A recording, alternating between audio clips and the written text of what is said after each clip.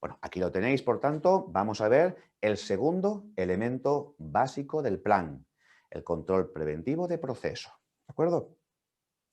Fijaos que como control preventivo, y recordar que en la etapa anterior lo que hacíamos era detectar los controles preventivos y agruparlos. ¿Os acordáis? La etapa 6 había que separarlos y agruparlos. ¿Por qué hay que separarlos? Porque cada parte del plan de inocuidad alimentario pues, se va a encargar de gestionar, según su naturaleza, unos u otros. En este capítulo 9 veremos el de proceso y en capítulos posteriores cada uno de los que tenemos a continuación. Vale. Pues fijaos, este formulario que tenéis aquí en pantalla es precisamente el que nos dice FDA que podemos utilizar para la gestión de los controles preventivos de proceso. Cuando uno lo mira con un poquito de detalle, observa que es absolutamente similar a los que utilizáis con los PCCs, ¿verdad? Tiene una columna de la izquierda en la que aparece control de proceso, pero que en los PCCs aparece como etapa. Pero es lo mismo, ¿eh? Control preventivo de proceso en la etapa. Identificamos el peligro, luego tenemos una columna en la que aparecen límites críticos, una serie de columnas que pertenecen a ese procedimiento de monitoreo, recordar que es un procedimiento de implantación, una columnita de acción correctiva que es otro procedimiento de implantación, de los 4 que hay, una columnita de verificación, tercer procedimiento de implantación y luego los registros que dan garantía de que todo lo que se está gestionando y haciendo, registrando en relación a este control preventivo de proceso, podemos dar garantía de que se hace bien cuando se lleva a la práctica, ¿vale?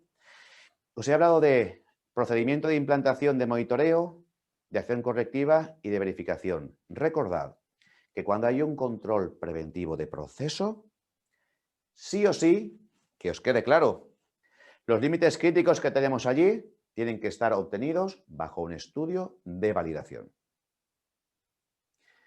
Si no se puede hacer estudio de validación para la obtención de esos límites críticos, tiene que haber otro estudio paralelo de ajuste de sensibilidad, por ejemplo, como ocurre con un equipo detector de metales. Pero hay que asegurar que los parámetros límites críticos están bien justificados y no son inventados, ¿vale? Vamos a ir a por ello, ¿de acuerdo? ¿Y cómo utilizamos el formato que os acabo de enseñar hace un momentito? Pues cogemos el formato del análisis de peligros, con sus 6 columnas, como hemos visto ahora, y lo único que hacemos es coger la primera columnita y pasarla a la primera columna del formato del control preventivo de proceso. Y fijaos que también la segunda columna, como peligro razonable y además es significativo, pues lo ponemos en esta columnita de la izquierda en segundo lugar, como peligro, ¿vale? Esto ya estaba hecho, así que esto lo guardamos en la parte del plan que le corresponda y ahora vamos a trabajar con este formulario para conseguir rellenarlo hasta la parte izquierda. Es verdad que en este capítulo en concreto no vamos a hablar de estas dos, porque para eso tenemos mañana unos capítulos de verificación, validación y registros, ¿vale? Pero sí que vamos a ver todo esto hacia la izquierda, ¿de acuerdo? En cuanto a la columna de límites críticos, yo soy consciente de que esto ya lo tenéis trabajado y lo conocéis relativamente bien, pero tengo que contaroslo aunque sea rápidamente y es lo que vamos a hacer en cuanto a nivel conceptual, qué es un límite crítico, cómo se determinan los límites críticos, la diferencia importantísima, y aquí sí que me gustaría que se entendiese bien, entre un límite crítico y límites operativos, ¿vale? Y cómo trabajar con el formulario del control preventivo de proceso, ¿vale? Recordad, un límite crítico, por tanto, siempre va a ser un valor máximo o mínimo o en ocasiones una combinación o rango de valores en el que vamos a poder, evidentemente, controlar un parámetro que puede ser biológico, un parámetro que puede ser químico, un parámetro que puede ser físico, con un objetivo de eliminar, reducir o controlar un peligro significativo a través de un procesado. ¿Vale? Entonces, ese parámetro tiene que estar perfectamente identificado y los valores máximos, mínimos o combinación de valores obtenidos de un estudio de validación. Los datos bibliográficos que se pueden utilizar para iniciar el estudio de validación, más o menos por dónde van los tiros, pues fijaos, ahí tenéis fuentes bibliográficas de diferentes tipos. Ya os dije en el capítulo 7 que podéis preguntar al IFT, podéis utilizar el código alimentario, Podéis utilizar, evidentemente, también incluso el HACCP pescados y mariscos porque hay datos para validación, pero no se pueden copiar y pegar directamente como límites críticos en vuestros cuadros de gestión. Tenéis que ensayarlos en vuestras empresas. Tenéis que probarlos en vuestras fábricas. No copiéis y peguéis los datos que hay en bibliografía. ¿Quién sabe el que hizo ese estudio hace 5 o 10 años? ¿Cómo trabajáis actualmente en vuestra fábrica con vuestros equipos? Que no son ni los mismos tampoco con respecto a lo que hicisteis entonces, ¿vale? O los datos que están obteniéndose a nivel bibliográfico. Sí que es verdad que cuando un límite operativo es muy restrictivo con respecto a un límite crítico, sí se puede usar la bibliografía. Por ejemplo, yo me voy a la bibliografía de la FDA que dice que para eliminar a Listeria y hacer una reducción logarítmica adecuada, mínimo de 5 6 Ds, puedo hacer un tratamiento, por ejemplo, de 2 minutos a 70 grados, en el punto más frío, ¿vale? Si yo, por ejemplo, cuando elaboro un alimento, no como una tortilla que está muy cercana a los 70 grados, sino imaginaos que elaboro una gominola. No sé si conocéis la fabricación de gominolas, pero la gelatina que se utiliza para poder fabricar la gominola tiene que someterse a más de 100 grados durante muchos minutos. Hablamos de 120 grados, 20 minutos, para luego dar la formita del osito, de lo que sea. ¿Vale? Los parámetros, por tanto, operativos o de trabajo son mucho más elevados que los límites críticos para eliminar a la listeria o a la salmonela. Eso quiere decir, fijaos, que por tanto no hace falta hacer un estudio de validación, porque al trabajar y hacer ese producto final, superamos con creces los valores bibliográficos. Ahí dice FDA, vale, no hay problema. Pero cuando una empresa está trabajando con parámetros operativos muy cercanos a los límites críticos, ahí sí que hay que, evidentemente, asegurarlos si los hemos obtenido de la bibliografía. ¿Vale? Esto es muy importante. Tened claro siempre que, en cuanto a límites críticos, cuando no se alcance el valor que hemos obtenido a través de un estudio de validación, si estaba el peligro, es razonable pensar que sigue estando, ¿vale? Y siempre tenemos que utilizar límites críticos que puedan ser alcanzables y que además permita, digamos, hacer una buena vigilancia de esos límites críticos, siendo los más prácticos y basados en la experiencia que sea posible. Aquí os pongo una tablita en relación a ciertos productos que podrían tener ciertos peligros, con el PCC, punto de control crítico o control preventivo de proceso, insisto, se denomina de forma similar, es sinónimo, y algunos ejemplos de límite crítico. Entonces, fijaos que aquí sí, esto es más sencillo de entender. Tenemos en la parte izquierda un producto, por ejemplo, podría ser un producto acidificado. Tenemos a la izquierda, en esta fila de aquí. ¿El peligro cuál es? El Clostridium botulinum, que tiene capacidad de producir toxina botulínica si tiene unas condiciones en el entorno capaces de permitir que eso ocurra. Así que vamos a impedir que se produzca la toxina botulínica produciendo una acidificación en un proceso muy específico que se considera punto de control crítico porque el fallar en acidificación permitiría que este peligro pudiese llegar al consumidor y su gravedad y probabilidad haría que evidentemente pudiese morir incluso. Entonces, el límite crítico para este proceso de acidificación pues consiste en una serie de parámetros combinados a partir de los cuales cuando se trabaja por encima o igual a esos parámetros, hemos hecho un montón de pruebas, hemos hecho un montón de estudios en mi fábrica, donde al controlarlos me da una garantía que en este proceso de acidificación se consigue impedir que Clostridium botulinum prolifere y por tanto pues forme toxina botulínica si ha sobrevivido, ¿vale? Ahí tenéis, fijaos, un producto de peso como máximo de 100 libras, un tiempo de remojo superior a 8 horas o igual, una concentración de ácido acético que es la que se utiliza para acidificar por encima o igual de un 3,5%, un volumen igual o mayor a 50 galones para conseguir, en definitiva, tras esto, un pH máximo de 4,6, que es el que sabemos que impide la formación de toxina por parte de Clostridium botulinum. ¿Se entiende esto? Aquí hay multitud de parámetros a controlar. Fijaos la cocción que hablábamos en el caso de EGFood.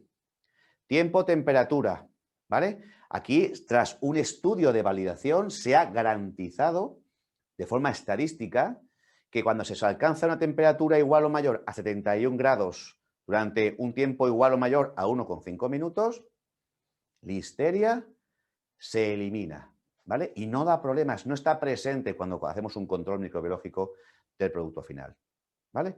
O en este caso también, fijaos, en el caso de un horno de secado. Es decir, estos parámetros que ponemos como límites críticos son los que al aplicarlos en mi proceso productivo me da garantía de inocuidad. Con garantía estadística, porque tengo detrás un estudio de validación que ha ensayado esto previamente en multitud de ocasiones. No hablamos de 10 veces, ni de 20, muchas más, en las peores condiciones en las que yo podría fabricar este alimento, y he tenido éxito en todas ellas. ¿Se entiende? De todas formas, el estudio de validación lo veremos mañana y veréis que no es algo tan sencillo como a veces en las empresas realizamos. En el caso de EGFood, la empresa con la que estamos trabajando, fijaos que es una empresa que trabaja por lotes, ahí, ya sabéis, hay que evitar la supervivencia de salmonela en el PCC o control preventivo de proceso de cocción.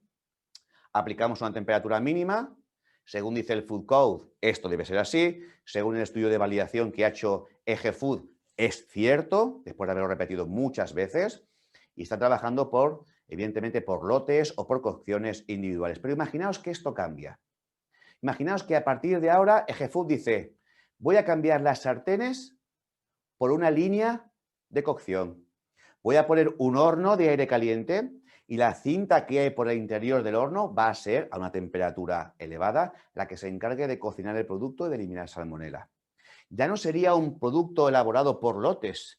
Fijaos, sería en este caso ya un proceso continuo. Mantenemos la eliminación que hay que hacer de salmonela. Seguimos en un proceso de cocción, pero fijaos cómo ahora ya cambian los límites críticos. ¿Los veis? Ya no es tiempo, temperatura. Ahora es velocidad de la cinta, ahora es el volumen de la mezcla y también la temperatura del aire del horno, no la del producto. ¿Me entendéis? Así que un mismo patógeno o peligro que queremos eliminar en un mismo proceso, según cómo sea ese proceso, habrá unos límites críticos u otros. En definitiva, si esto se hace bien, me van a conseguir lo mismo que conseguíamos con un proceso por lotes, ¿vale? Y una vez que se hace ese estudio de validación, insisto, muy importante, tiene que hacerse en vuestra fábrica. Tiene que hacerse con vuestros equipos, con vuestra maquinaria, con vuestros pasteurizadores, autoclaves, con vuestras propias cintas, etc. En una cantidad de ocasiones o veces, teniendo en cuenta siempre las peores condiciones para que, aún así, demos garantía de inocuidad. Y cuando eso se hace y se documenta perfectamente, aquí incluso hay datos de cálculo de medias, desviaciones típicas, rectas de regresión. Oye, que un estudio de validación es un tocho documental importante, ¿eh? Pues ya podemos ponerlo en la columna de límites críticos. Y si alcanzamos eso, en la producción real, con tranquilidad, ¿vale? Que seguro que si está el peligro, lo eliminamos, ¿vale? Ahora, por tanto, en consecuencia viene lo que es el procedimiento de monitoreo, que comentamos también hace un ratito. La idea, fijaos, es definir ahora, por tanto, cómo se hace un procedimiento de monitoreo, cómo se diseña realmente. Monitoreo, o lo que también conocéis en ocasiones como vigilancia, depende de qué estándar trabajéis, le llaman monitoreo o le llaman vigilancia, es lo mismo. No es más que una secuencia planificada de observaciones o de mediciones que hacemos los seres humanos. Ojo, los seres humanos monitorizamos. Los equipos miden, no monitorizan. ¿Vale? No confundamos una cosa con la otra. Las personas monitorizamos o vigilamos, de hecho dejamos registros del monitoreo o de la vigilancia y los equipos encendidos están midiendo, están funcionando sin más. ¿Vale? Pero hasta que el ser humano no interviene no se puede considerar monitoreo o vigilancia, según las definiciones que tenemos evidentemente a nivel legal. Y nos dice, ¿por qué se tiene que monitorizar? Bueno, porque, como es lógico, hay que observar que se alcanza esos límites críticos que están documentados y que vienen de un estudio de validación para garantizar inocuidad. También sirve para observar tendencias.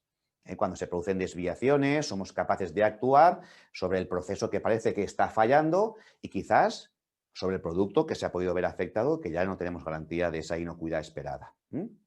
Como es lógico, siempre los monitoreos o las vigilancias tienen que estar siempre documentadas. Jamás pueden inventarse, jamás pueden escribirse sin que sean reales, ¿vale?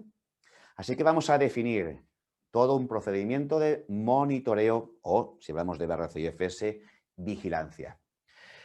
Hay que definir qué, monitorizar, y cuando hablamos del qué, es un parámetro, ¿vale? Es un parámetro, una magnitud, pues temperatura, pH, presión, ¿vale? Cuando hablamos cómo, estamos indicando aquí equipos o de qué manera se hace ese monitoreo. Pues, por ejemplo, a través de termómetros calibrados, a través del uso de pHímetros calibrados, a través de, bueno, pues de cualquier equipo que sea capaz de darme la información de esa magnitud. Y lo del apellido calibrado debe estar claro. Recordar que los equipos que se usan para el monitoreo de los controles preventivos de proceso tienen que estar calibrados. Y si es un equipo que no se puede calibrar, al menos ajustado a la sensibilidad de su uso.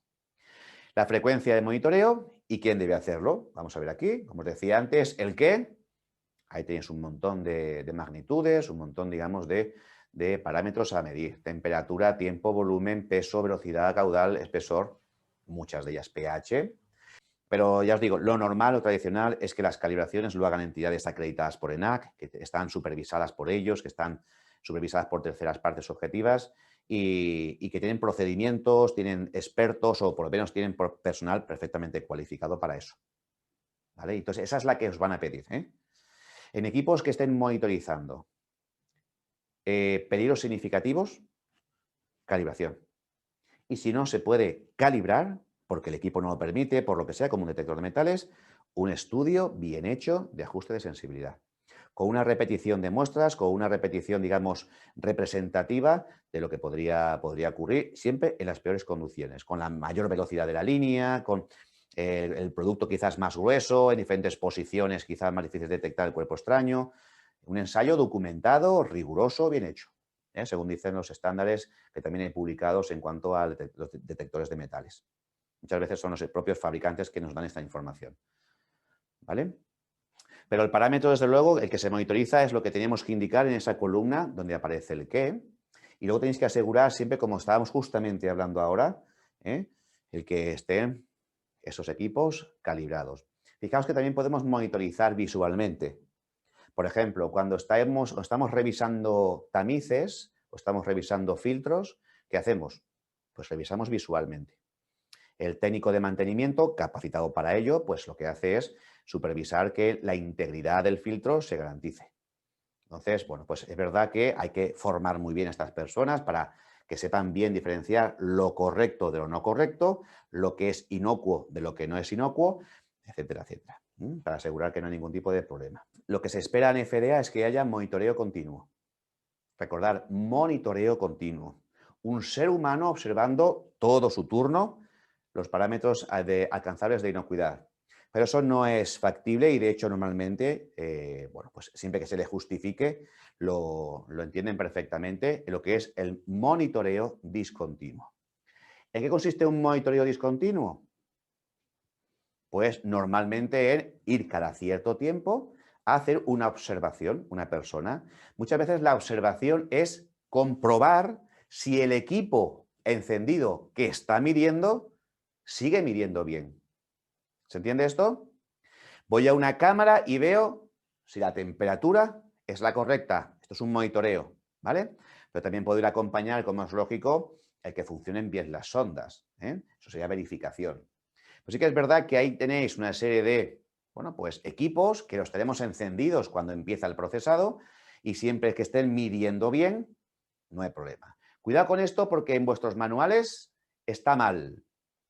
Aquí que pone ejemplos de medición continua, en vuestro manual pone monitoreo continuo. Es un error de traducción. Los equipos no monitorean, solo miden. ¿Vale? Por eso aquí tenéis ahora nuevo actualizado la necesidad de que os aclare esto para que no haya error. La diferencia entre una medición y una monitorización continua. ¿Ok? Entonces se nos dice ¿Con qué frecuencia creéis que es adecuada para poder hacer un monitoreo discontinuo? Pues hay una serie de indicaciones claras. Uno, todos los lotes, todos, absolutamente todos los lotes, al menos los que vayan para Estados Unidos, tienen que tener monitoreo. ¿Vale? Todos. Es decir, no es que yo enciendo el equipo y monitorizo al inicio de la jornada y a las 2 que paro el turno para comer, lo vuelvo a monitorizar. Pero entre medias he fabricado 8 lotes. No. En cada lote tiene que haber un monitoreo. Un cambio de lote requiere un monitoreo. ¿Vale? Luego, todo depende de vuestras propias particularidades. Imaginaos que yo tengo una línea de producción súper rápida. Y tengo una línea en la cual, imaginaos, para que todo el mundo quizás lo entienda mejor, un equipo detector de metales, ¿vale? Pasa por allí los productos a una cierta velocidad, tan rápido que, bueno, pues cuando yo vaya a hacer el monitoreo con mis patrones calibrados, que lo que hago es desafiar si el equipo sigue funcionando bien y me detecta los metales a partir de cierto tamaño, y resulta que los pruebo y no me los detecta alguno de ellos, ¿qué tengo que hacer? Pues tengo primero que parar la línea. Tengo que arreglar el equipo que parece que no está funcionando bien. Tengo que localizar el producto que ha pasado desde este control hasta el control anterior, que parece ser que fue correcto. Lo identifico y los segrego, porque son productos no conformes, no pueden estar con los productos que sí lo son. Lo identifico, los encierro, les pongo unos candados, los llevo a un sitio físico cerrado, lo que yo haya establecido como necesario. Y luego pues tendré seguramente que reprocesar, es decir, desmontar esos palets que se habían creado y volver a pasar.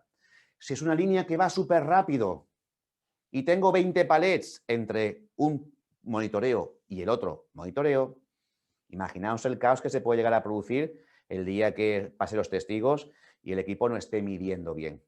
Son 20 palets que tengo que identificar, segregar. Madre mía, qué problema allí en producción, qué problema en envasado. ¿Se entiende esto?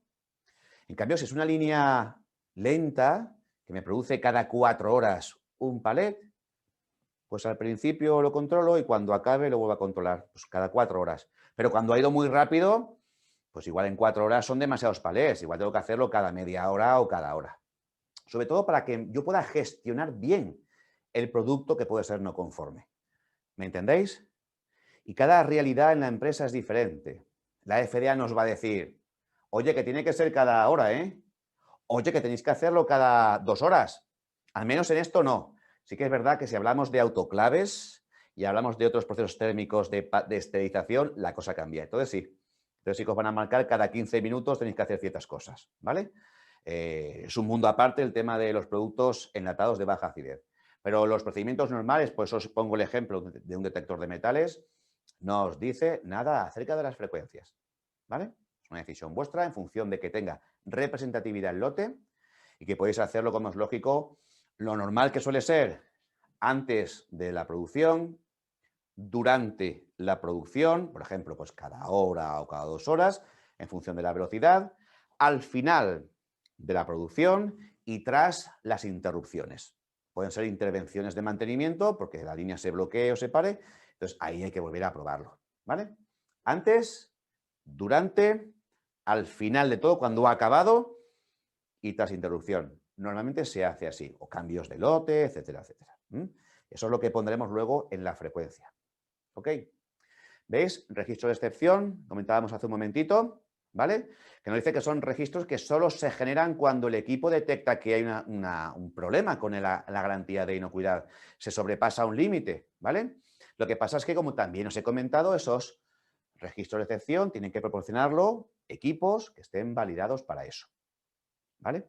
Es decir, cuando entra un cuerpo extraño en un alimento de tipo metálico, férrico, no férrico, inoxidable, el equipo detector de metales me tiene que detectar eso.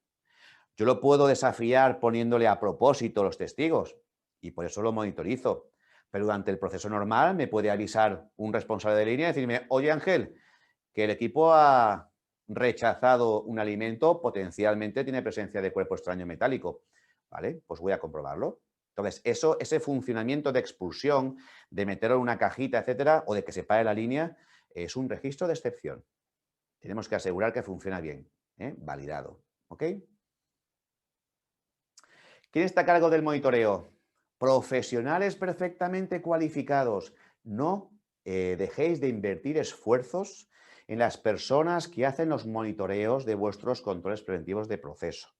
Profesionales que pueden ser diferentes a los técnicos de calidad que podéis tener también en la empresa. De hecho, puede ser incluso mejor que no sea la misma persona responsable de calidad, porque entonces la verificación no sería adecuada. Pero tienen que ser personas muy bien formadas, capacitadas para poder hacer eso perfectamente. No sirve explicarlo en una sala, no sirve explicarlo en un aula de formación. Ahí no se hace realmente la actividad, se hace en las líneas. Así que capacitar en las líneas, dejarlos que lo hagan delante vuestra para ver que lo hacen bien. Y cuando ya lo hagan bien una serie de veces como mínimo, entonces ya podéis estar tranquilos y tranquilas que ya, de alguna forma, podéis saber que tenéis garantía de que lo hacen bien. Pero no sirve formar a estos profesionales en una sala de formación. Allí no está la máquina, allí no está el equipo, allí no hay ninguna influencia de sonido, de ruido, de otras distracciones que puede haber, compañeros que pueden pasar. Hay que hacerlo allí, ¿vale? Ni más ni menos que vuestro peligro significativo depende de esto. Así que hay que hacer esfuerzos más importantes.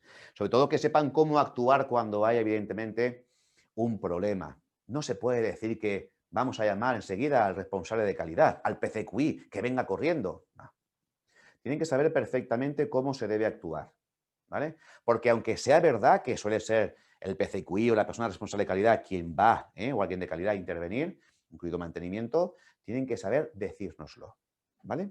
Que quede claro esa capacitación.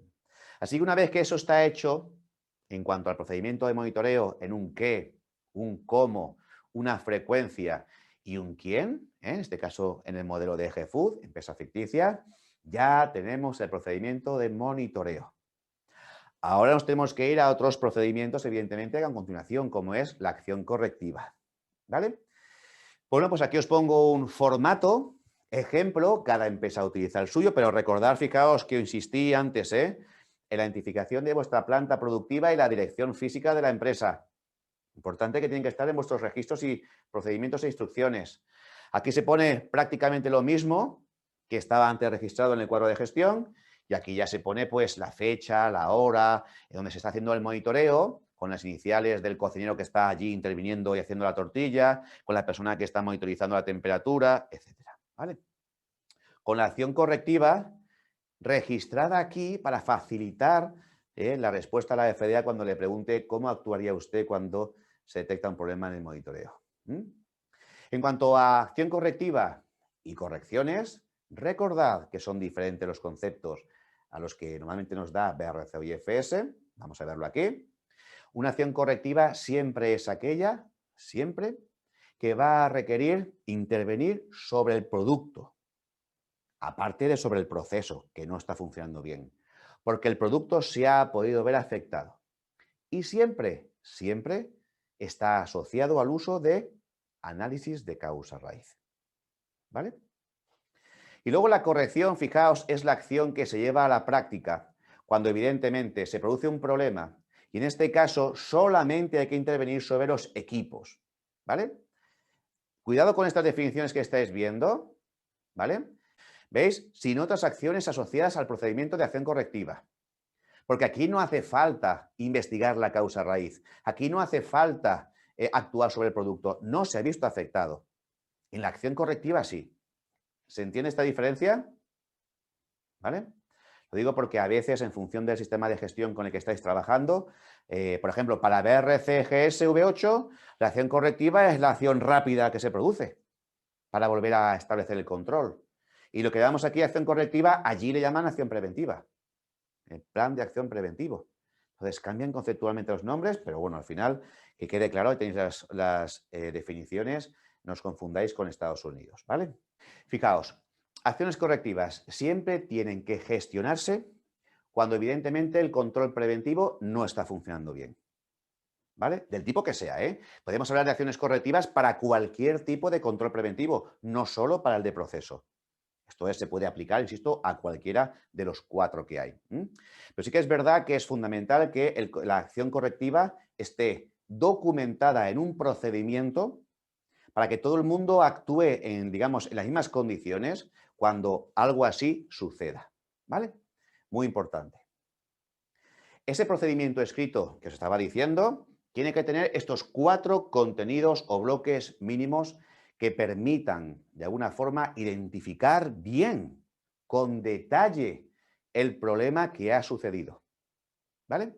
Hay un control preventivo que ha fallado, vamos a identificar el problema que se ha manifestado para que de alguna manera aseguremos que esto, cuando hagamos un estudio de causa raíz, donde se va a, de alguna forma, dar garantía de que detectamos la causa subyacente o la causa que ha originado realmente el que aquello suceda y, por tanto, a través de un plan de acción, podamos evitar recurrencia, que es lo que se pone aquí.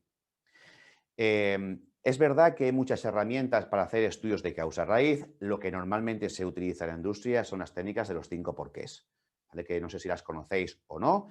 Son técnicas muy frecuentes y muy conocidas, aunque hay libertad absoluta para que cada empresa lo haga como considere. Lo que sí que es verdad es que aparte de actuar sobre el producto o sobre el proceso, siempre tengamos que reflejar las dos cositas. Aquí actuamos sobre el proceso. No vuelve a haber un problema con el proceso, pero no perdáis de vista que el producto se ha visto afectado. Hay que evitar que el producto afectado pueda salir algún día del mercado, pueda salir de nuestros almacenes, porque esto a veces, cuando no se identifica bien el producto afectado, no se segrega, por error se carga en un camión y se manda al cliente. Ha habido muchas empresas, y estoy casi seguro que os ha podido pasar también en las vuestras, que cuando os habéis querido dar cuenta, un producto quizás bloqueado, quizás identificado, alguien por error, ¡pum!, lo va a cargar en un camioncito y se ha ido. ¿Os ha pasado alguna vez? Esto pasa, ¿eh? Esto me ha pasado en auditorías internas, ¿eh? En el mismo día de la auditoría ha ocurrido. Entonces, bueno, la idea es que cuando un producto se pueda ver afectado, tiene que haber un mecanismo de identificación y segregación del producto que es no conforme. Nadie se atreve a trocarlo, solamente personal autorizado. Le ponemos un cartel rojo así de grande, producto no conforme, no tocar, requiere reprocesado. O se cierra dentro de una sala específica que a nivel físico con candado nadie lo toca. Todo depende de lo que haya pasado. Pero no solamente consiste la acción correctiva en volver a que el proceso funcione bien, sino el producto, nunca os olvidéis que nunca puede salir al mercado y hay que actuar sobre él. Identificación, segregación, reprocesado, destrucción, lo que creáis conveniente, ¿vale? Así que, insisto, esto que tenéis aquí en pantalla es muy importante. Actuaciones que podemos hacer sobre el proceso que no ha estado funcionando bien, ajustarlo por parte de mi equipo de mantenimiento, llamar a mantenimiento externo si mi equipo no puede hacerlo, formar mejor a los operarios que lo usan, porque ese ha sido el problema, ¿vale? O si hablamos sobre el producto, en paralelo siempre con el proceso, retención, segregación, evaluación de qué podemos hacer y actuación en consecuencia. Liberar, reelaborar o reprocesar. Si no tiene más cabida, destrucción, ¿vale? Por empresa autorizada que se lo lleve y lo destruya. Ok. Ya sabéis, y de hecho insisto constantemente, que el riesgo cero no existe, pueden haber problemas en cualquier momento. Así que ese control preventivo, que en principio está bien diseñado, puede fallar y hay un procedimiento de acción correctiva para cada control preventivo. ¿Tenemos de proceso? Pues asociado un procedimiento de acción correctiva. Recordad que es un procedimiento de implantación. Puede ser diferente si se trata de un equipo detector de metales o un equipo de rayos X o un filtro o un tamizado o si es lo que sea. En el procesado tiene que haber siempre una acción correctiva prevista y documentada previamente para dirigir nuestra actuación sobre el proceso que falla y sobre el producto que se puede ver involucrado. Sí que es verdad que cuando, bueno, pues se revisan las acciones correctivas, en muchos casos, pues a veces se detectan que hay registros que están incompletos y eso crea una no conformidad, o no se ha respetado las frecuencias, o no se ha respetado, pues, lo que el propio procedimiento o el propio control preventivo de proceso determina que tiene que hacerse así, ¿vale? Así que, cuando haya problemas, y más si se están repitiendo acciones correctivas con ese procedimiento escrito que tiene que estar para identificar y corregir el problema, para reducir reiteración, para evaluar el producto que se puede haber afectado y, como es lógico, impedir que salga al mercado. Y también, insisto, si ha podido desencadenar un problema de inocuidad, incumplimiento legal, plantearos la posibilidad de reanalizar vuestro plan porque hay algo gordo que está fallando. No podéis estar tranquilos y tranquilas con esto así.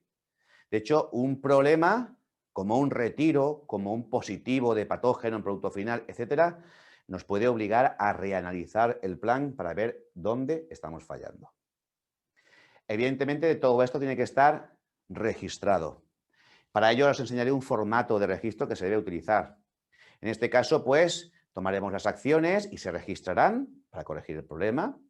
Tomaremos también las acciones, como es lógico, para que tras el estudio de causa-raíz tengamos un plan de acción o de acciones preventivas, depende del sistema de gestión, que evita que eso se vuelva a repetir, insisto, por las mismas causas. Y luego sobre el producto lo mismo, lo que se ha hecho sobre el producto, qué cantidad, qué lotes, todo lo que se haya hecho, si ha habido destrucción, si ha habido reprocesado, perfectamente registrado para que haya trazabilidad con ello.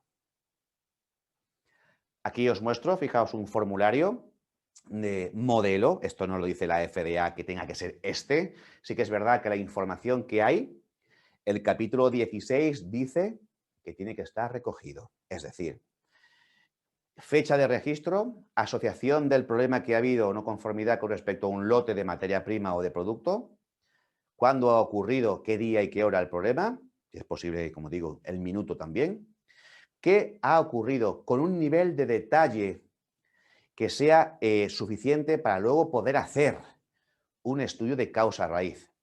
Podéis hacer entrevistas, podéis hacer preguntas, podéis hacer observaciones, cosas que os ayuden a obtener información que debemos incluir aquí. Tenéis también acciones implantadas, evidentemente, en base a la información anterior, como, digamos, para corregir, como es lógico, la situación que se ha producido. Y hay unas personas responsables que se van a encargar de la implantación de esas medidas o plan de acción. Luego también, pues el producto, vamos a registrar pues qué cantidad se ha visto afectada, con quién ha evaluado y cómo se ha evaluado la intensidad del problema que se ha producido y en definición, pues qué disposición final se va a hacer de ese alimento, si se va a destruir, si se va a reprocesar o lo que se haya decidido. Y esto que veis aquí abajo que pone revisado por, ya sabéis quiénes tenéis que firmar aquí, los PCQs. Nombre, fecha y firma. Las tres cositas. Nombre. Nombre puede ser también iniciales, firma y fecha. Porque tenéis que dar garantía de que la no conformidad no se vuelve a repetir.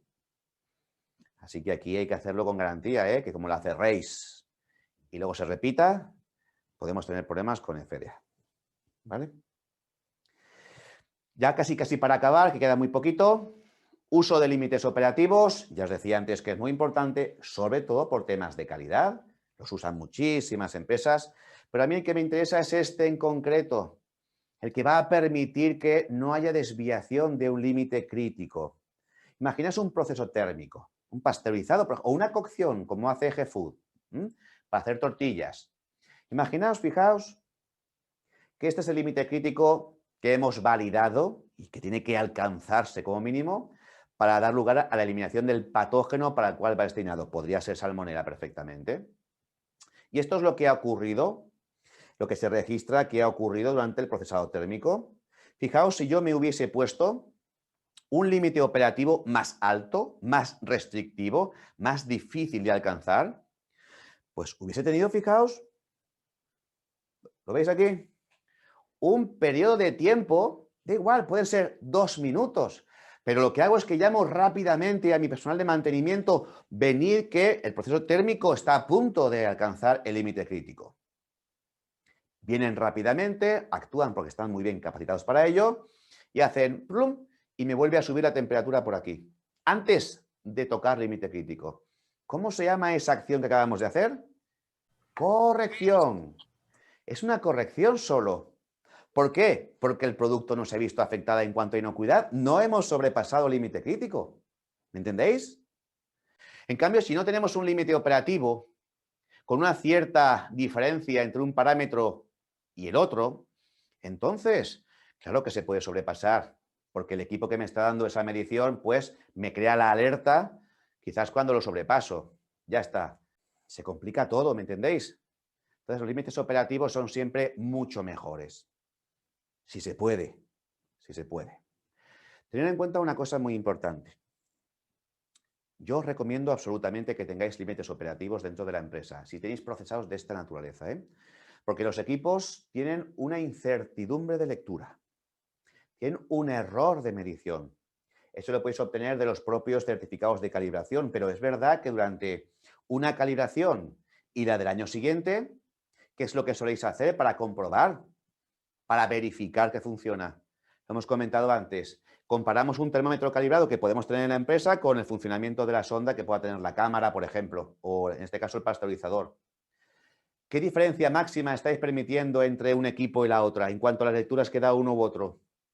Más menos 0,5, más menos 1. ¿Me estáis siguiendo lo que estoy diciendo? Porque si es más menos 1, como mínimo debería haber aquí 1 grado. ¿Me explico? Si es más menos 1, cuando me esté dando aquí 74, a lo mejor en la realidad son 73 y la hemos liado. Así que lo que hacemos es ponerle un valor operativo con 1 grado por encima para que cuando llegue a 75, como tiene una desviación de más menos 1, tengamos claro que nunca me sobrepase 74. ¿Vale? Ojo con las incertidumbres, ojo con los errores, sobre todo cuando vuestro procesado esté muy cerca del límite crítico. Cuidado con eso, ¿eh? Los equipos los recalibráis.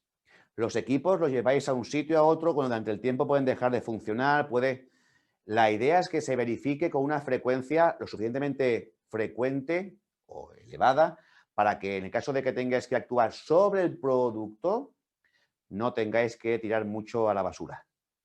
¿Vale?